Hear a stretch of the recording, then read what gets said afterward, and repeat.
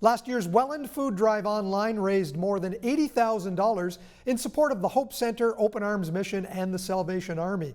This year's campaign is a hybrid model with monetary donations collected online and a single-day food drive scheduled for next month. Monique Finley is the chair of this year's drive. Monique, how did last year's funds raised compare to what would have been collected food-wise through your usual methods? Well, it's a little bit hard to do the math. But on average, what the charities have told us is that $1 donated, given their buying power, can buy somewhere between $3 and $4 worth of food stuff. So raising $80,000, that's somewhere in the area of, and I'll just average it out, $30,000 or $300,000 worth of food. The demand last year, as we've heard all across the region, all across the province and Canada, was up, and we expect it to continue to go up over the next little while. That's exactly right.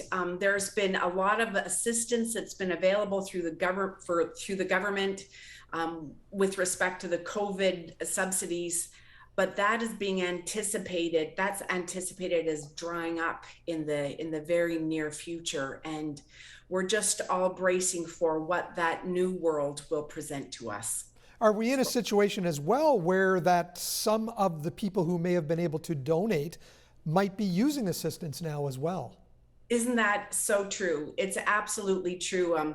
What we're communicating is, if you have the wherewithal, please donate, because we do anticipate that where donors were very, very active in the years past, they might at some level become recipients, which is a heartbreak on top of a heartbreak, isn't it?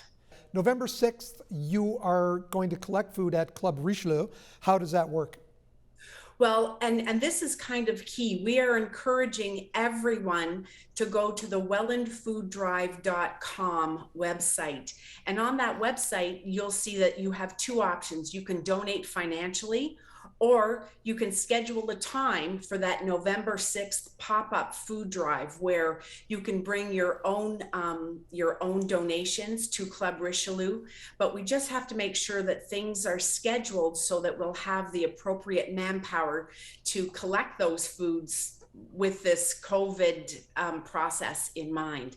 So whether people want to donate financially or want to drop off food on November 6th, going through the wellandfooddrive.com website will give them the routes in order to get that all done and all scheduled. That food drive will last from 9 a.m. until 4 p.m. that day. Are you looking for volunteers still?